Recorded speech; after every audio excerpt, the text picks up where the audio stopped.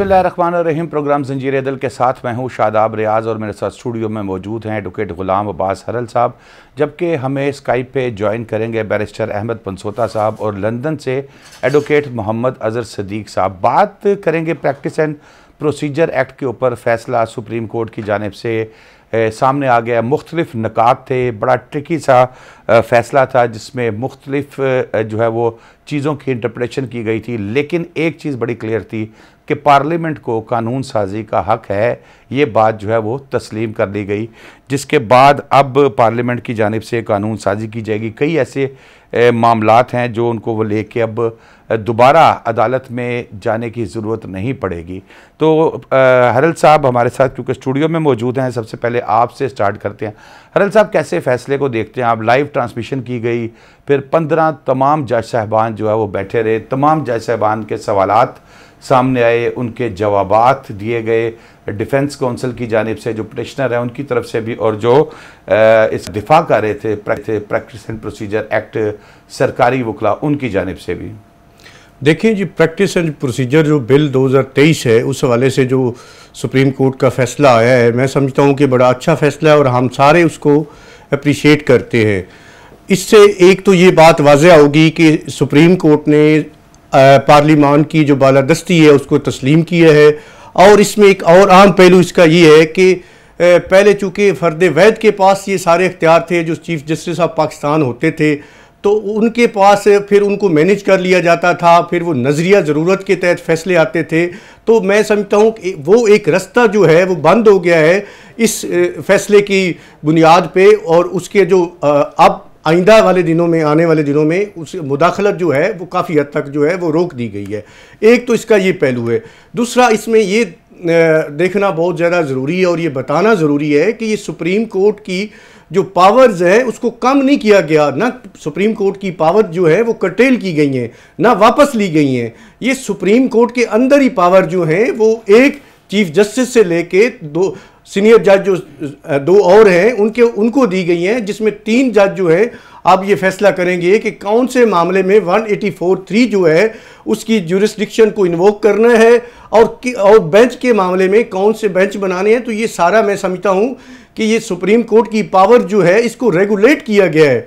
इस हवाले से बिल आने से पहले मुतअद्दिद बार सुप्रीम कोर्ट बार एसोसिएशन ने और पाकिस्तान बार एसोसिएशन ने पार्लियामान से कई दफ़ा सिफारिशात की कि इस हवाले से जो बिल है वो बनाया गया। फिर बिल आ गया। मैं नहीं समझता था कि पीटीआई को इस हवाले से कोई सुप्रीम कोर्ट में पटिशन करनी चाहिए थी या इस बिल को चैलेंज करना चाहिए था। ये प्योरली कोई आइनी मामला था, इसका सियासत से कोई वास्ता नहीं था। खैर, उन्होंने चैलेंज कर दिया, लेकिन ये 5-10 से जो फैसला आया है सुप्रीम कोर्ट का, बड़ा अच्छा फैसला है। उन्होंने ये सारी जितनी भी दरखास्तें थी उनको मुस्तरद कर दिया है और जो प्रैक्टिस एंड प्रोसीजर बिल 2023 है वो नाफिजुल अमल हो चुका है। अच्छा, एक बात इसमें बड़ी इंपॉर्टेंट थी हरल साहब के, एक तो अच्छी बात है, खुशाइन बात है कि पार्लियामेंट के इख्तियार को तस्लीम किया गया। दूसरा, अज खुद नोटिस केस के मामले में भी अब अज खुद नोटिस भी जैसे बेंच की कॉन्स्टिट्यूशन है वो भी 3 सीनियर जजेस करेंगे, इसी तरह जो अज खुद नोटिस है। और क्या आपको लगता है कि जब माजी में ऐसा होता था कि खड़े खड़े सुओ मोटो ले लिए गए, अब उस चीज़ पर कंट्रोल होगा? अब 3 जज साहबान, चीफ जस्टिस साहब, दीगर दो सीनियर जज साहबान आपस में डिस्कस करेंगे, फिर बताएंगे कि इसके ऊपर आज खुद नोटिस बनता है कि तो ये ज़रा थोड़ा सा प्रोसीजर कर लिया गया, कोई फ़र्द वाहिद की ख्वाहिश पर ऐसी चीज़ें नहीं होंगी। देखिए, बिल्कुल आप सही फरमा रहे हैं शराब साहब कि पहले होता था कि फ़र्द वैद जो है चीफ जस्टिस ऑफ पाकिस्तान जो होते थे वो समझते थे घर बैठे कि उनको ख्याल आता था, टीवी पे खबर आती थी या कहीं से मैसेज आता था, वो उसी मामले पे वो अज़ खुद नोटिस ले लेते थे। अब उनको अपने 2 सीनियर जज साहबान जो सुप्रीम कोर्ट के हैं उनसे मुशावरत करनी लाजमी हो गई है इस एक्ट के मुताबिक। तो वो जो अब जो कोई भी मामला होगा उसमें वो मुशावरत जो है वो ज़रूरी है। और उसके अलावा जो है बाकी ये भी मुतअद्दिद बार ये जो है इसका भी सुप्रीम कोर्ट और पाकिस्तान बार कौंसिल इस हवाले से अपनी सिफारिशात कर चुकी है कि कोई भी 184(3) में फैसला आए तो उसमें अपील का हक दिया जाए, क्योंकि ये डायरेक्ट जुरिस्डिक्शन होती है सुप्रीम कोर्ट की। उसमें क्योंकि इंसान है, जज साहब भी जो बैठे हुए हैं सुप्रीम कोर्ट में, उनसे भी गलती की तवक्को की जा सकती है। तो उस हवाले से अगर 184 में 3 में कोई फैसला आता है तो एक अपील का राइट दिया गया है। और इसमें एक बात जो है वो 7-8 से जो फैसला है उसमें इसकी जो रेट्रोस्पेक्टिव इफेक्ट है उसको जो है इसमें क्लास डाली गई इस एक्ट में कि उसका जो है रेट्रोस्पेक्टिव इफेक्ट होगा। उस हवाले से जो है उसको नहीं माना गया, क्योंकि माजी के जितने भी फैसले हैं या मामलात हैं उन पे इनका कोई असरअंदाज नहीं होगा ये एक्ट, क्योंकि वो क्लास इसलिए डाली गई थी कि उसमें नवाज शरीफ साहब जो हैं उसको ये मेरे ख्याल है उसमें लाना चाहते थे, उनके डिस्क्वालिफिकेशन वाला मामला। लेकिन वो उसमें चूँकि 2017 का इलेक्शन एक्ट है 232 जो सेक्शन है उसमें अमेंडमेंट हो गई, तो उस अमेंडमेंट के ज़रिए जो तायात नैली की जो तारीफ़ की गई उस एक्ट में वो 5 साल के लिए है। चूँकि पहले जो सुप्रीम कोर्ट का फैसला आया 62(1)(f) में, और उसमें जो जहांगीर तरीन है और नवाज शरीफ है उसको तायात नहल किया गया।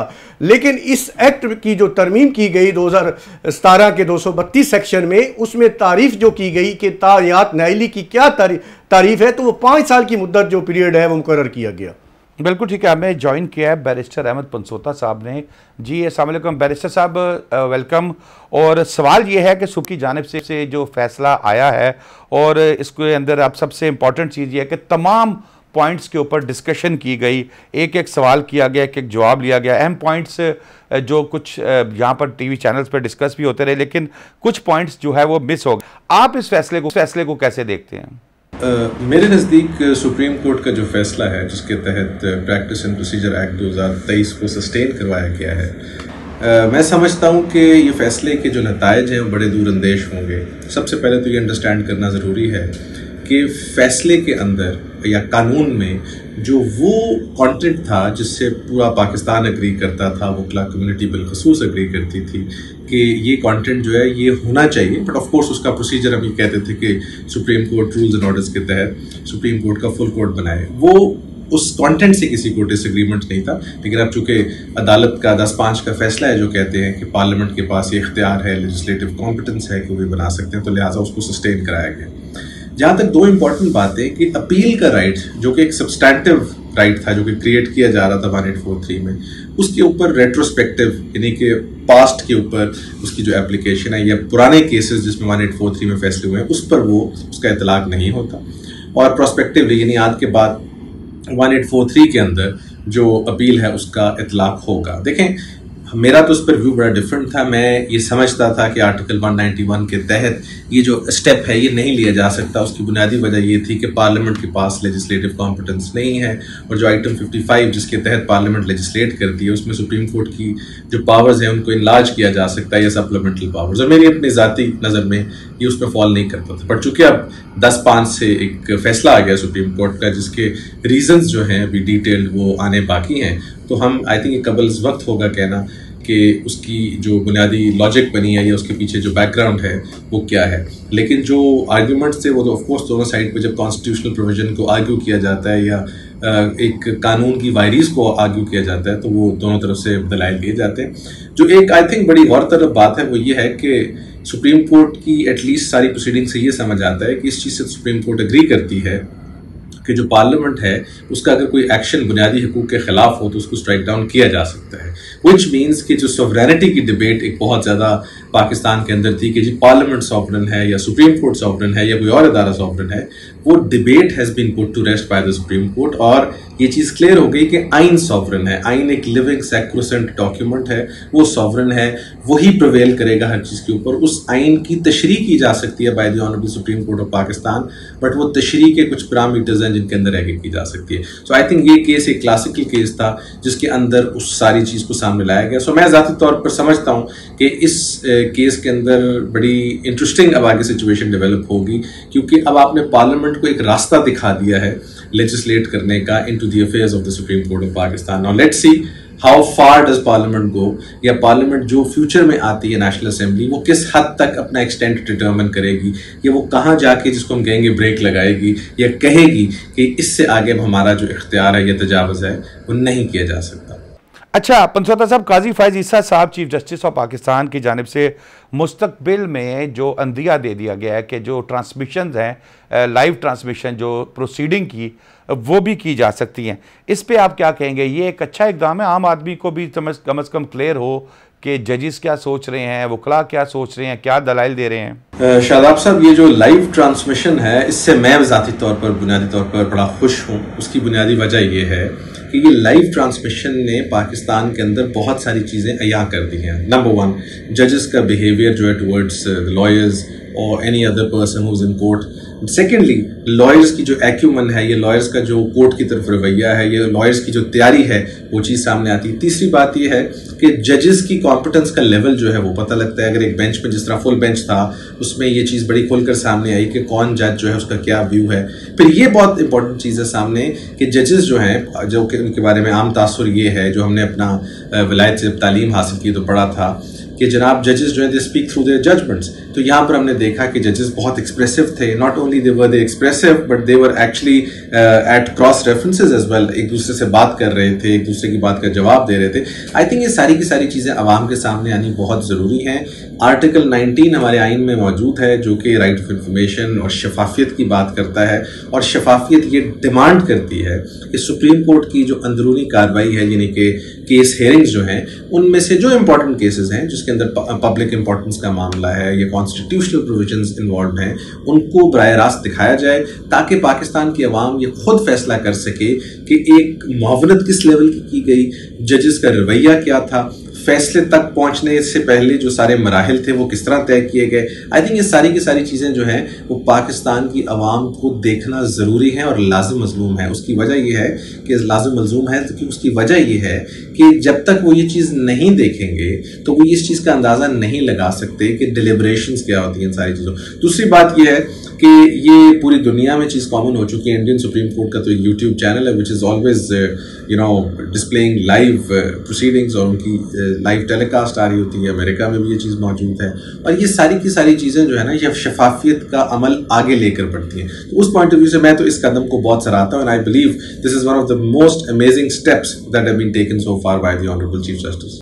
बिल्कुल ठीक है। अच्छा हरल साहब, इसी पे आपसे भी यही सवाल कर लेते हैं, जो लाइव ट्रांसमिशन है, आप क्या समझते हैं इस पर कितना फ़ायदा हुआ? इसको सारा जो है लाइव जो दिखाया गया पूरी दुनिया। देखिए, मेरे इस वाले से ये मेरी नज़र में ये कोई अच्छा फ़ैसला नहीं है।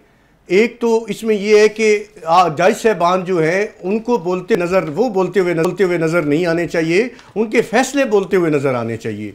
और इसमें आपने देखा एक आम बात ये थी कि जितनी भी प्रोसीडिंग हुई सारी इंग्लिश लैंग्वेज में हुई। अब पाकिस्तान की कितनी सारी ऐसी अवाम है जो अंग्रेज़ी ज़बान को समझती है। इवन वकला साहबान में और इवन जज साहबान में भी, बार और बेंच दोनों साइड पे कितनी ऐसी तादाद होगी जो अंग्रेज़ी ज़बान पे जिनका अबूर है। उर्दू ज़बान में चूँकि ये आती, अगर सारी प्रोसीडिंग जो है हियरिंग जो होती तो फिर तो बेहतर था, ताकि अवाम को भी समझ आती कि वकला साहबान क्या कह रहे हैं और जज साहबान क्या उनसे पूछ रहे हैं। और इसमें एक और बात जो मेरी नज़र में वो नहीं मुझे ठीक लगी कि जज साहबान ने ज़्यादा वक्त जो है वो खुद लिया, वकील को वक्त जो है वो थोड़ा दिया गया। वकला साहबान ने अपना केस बयान करना होता है, उन्होंने बताना होता है, उसके बाद जज साहबान ने तहम्मुल से केस को सुनना होता है। उसके बाद कोई अगर क्वेश्चन होता है तो वो पूछ सकते हैं, लेकिन ये नहीं कि ताबड़तोड़ जो है आप सवालात की बुछाड़ कर दें और वकला को अपना केस जो है वो बयान करने का मौका ही ना फराम करें, तो ये मुनासिब नहीं था। और बहुत सारे कॉन्फिडेंशियल चीज़ें होती हैं जो मेरा ख्याल है कोई इस तरह लाइव जो है नशरियात वो बिल्कुल। अरल साहब एक ब्रेक ले लें, पंसोता साहब हमारे साथ मौजूद हैं। ब्रेक के बाद हमें अजहर सदीक साहब भी लंदन से एक छोटे से ब्रेक के बाद।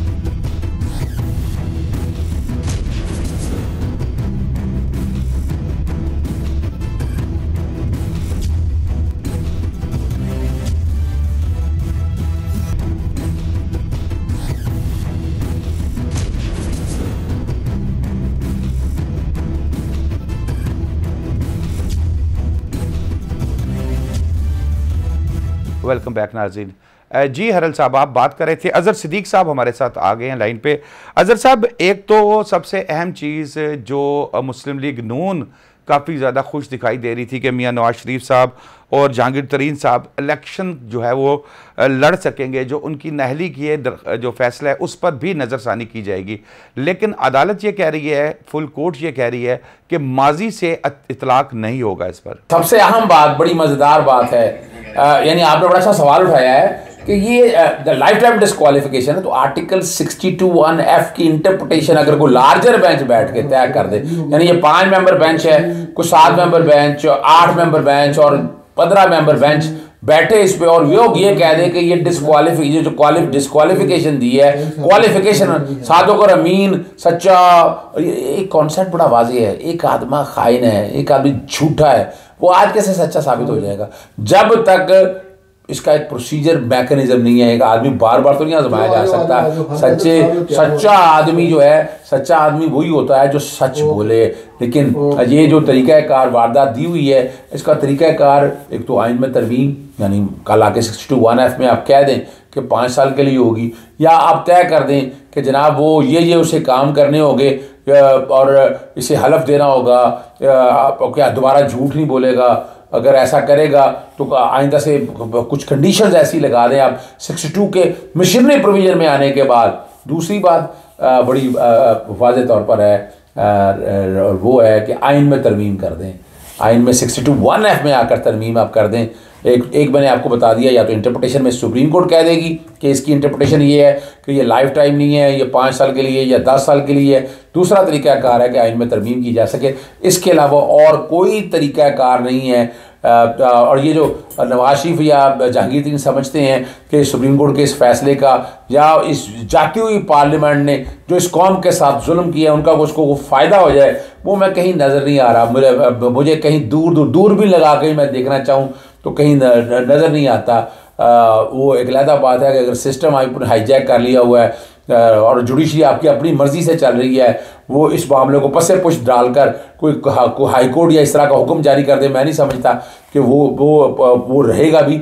लेकिन अल्टीमेटली ये 2 ही तरीके हैं, या आइन में तरमीम कर लें पार्लियामेंट नई मुंतखब करके, या लार्जर बेंच बैठ के इसकी इंटरप्रिटेशन कर दे कि ये life time disqualification for a certain period हो सकती है, लाइफ टाइम नहीं हो सकती। अच्छा अजहर साहब, इलेक्शन कमीशन अपने रूल्स में ये कह चुका है कि जो 5 साल से ज़्यादा की नहली नहीं हो सकती, तो अब एक तरफ इलेक्शन कमीशन का रूल्स आ गए, एक तरफ सुप्रीम कोर्ट का फैसला आ गया, कैसे देखते हैं इसको? जहाँ तक आपके इस सवाल का ताल्लुक है, बड़ा वाज़ेह तौर पर है, आईन पाकिस्तान मुकद्दम होता है। आईन पाकिस्तान में ये सोर्स ऑफ लॉ है, और जो आइन कह दे तो जो कवानीन है उसके ताबे होने चाहिए।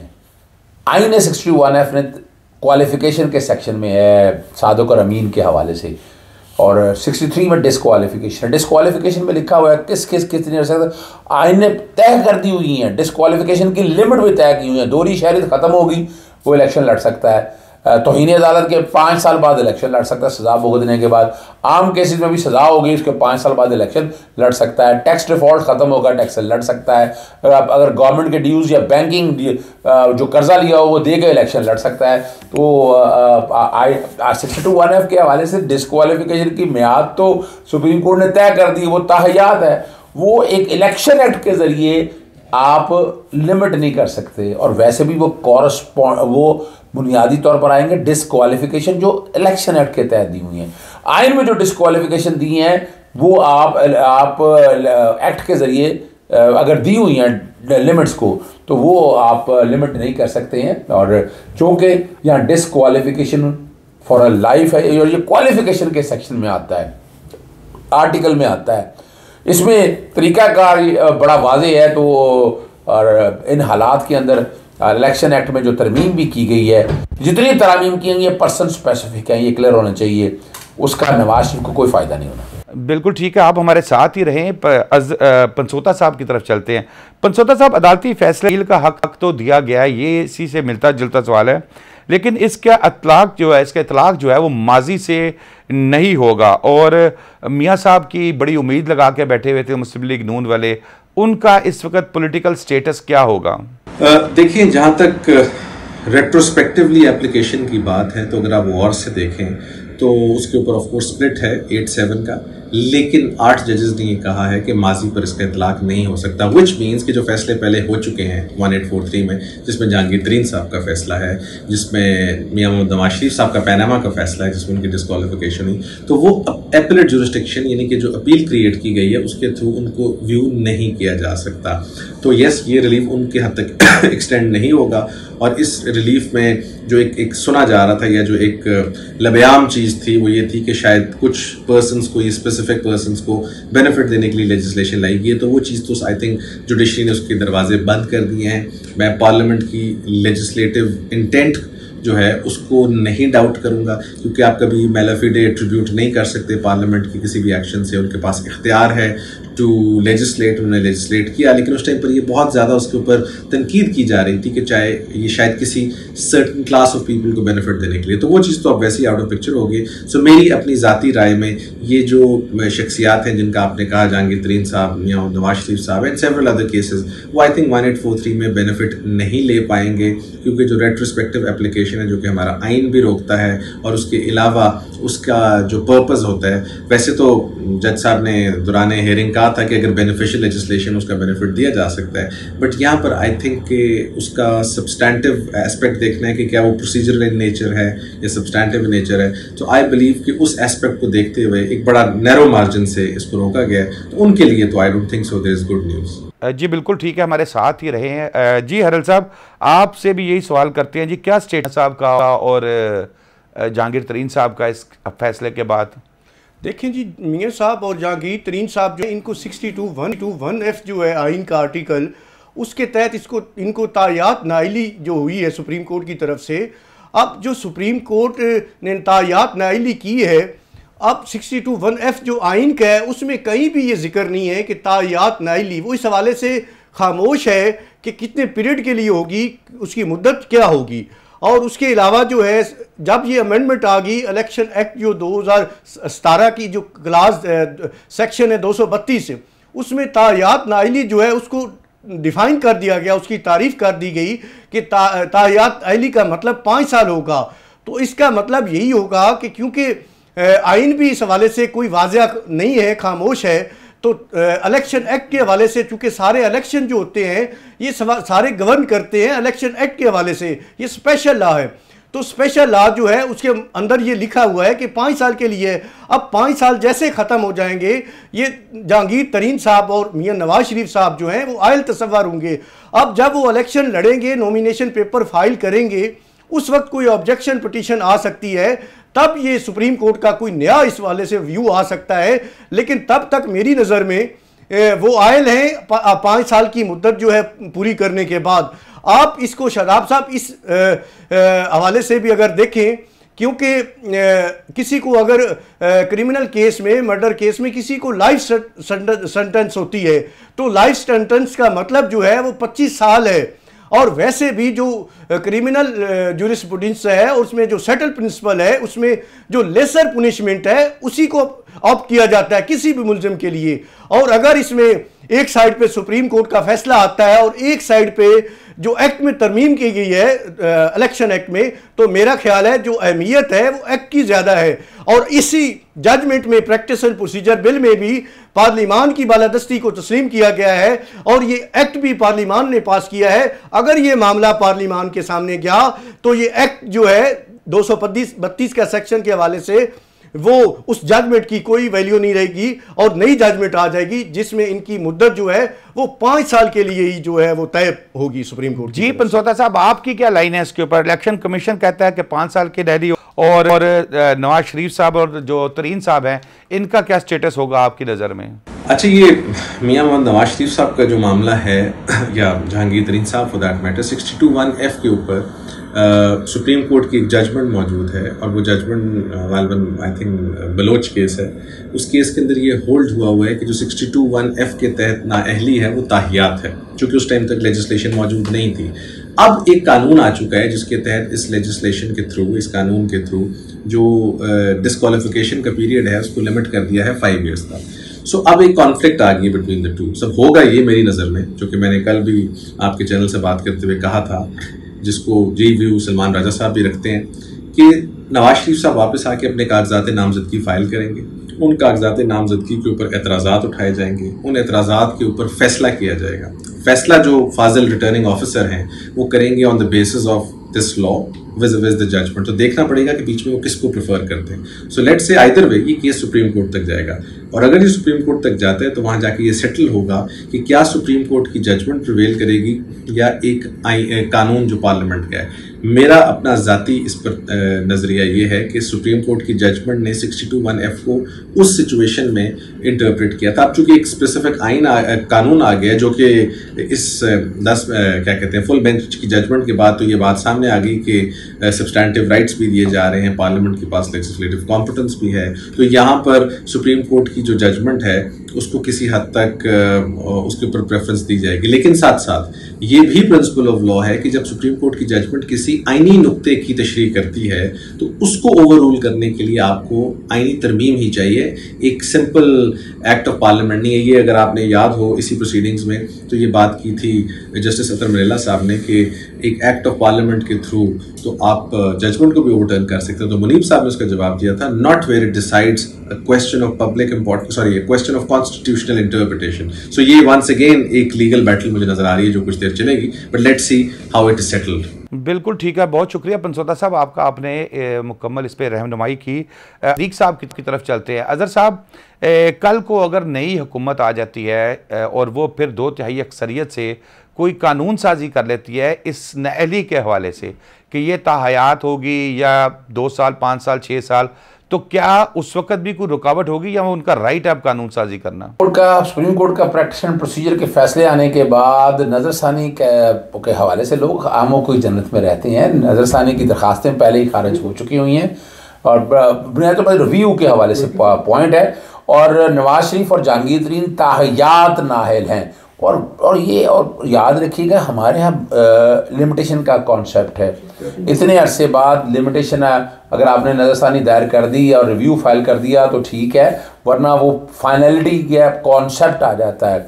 तो इनमें तो फाइनलिटी का कॉन्सेप्ट आ चुका हुआ है, और ये दोनों ही जो फैसले हैं ताहयात नाहली के हवाले से ये दोबारा मैं नहीं समझता ये दोबारा खोले जा सकते हैं। ये इनके साथ उम्र भर के लिए जुड़ गए हैं। दोबारा कभी भी अगर ये इलेक्शन लड़ेंगे तो इनके कागजात नामजदगी इसी बुनियाद पर मुस्तरद हो जाएंगे।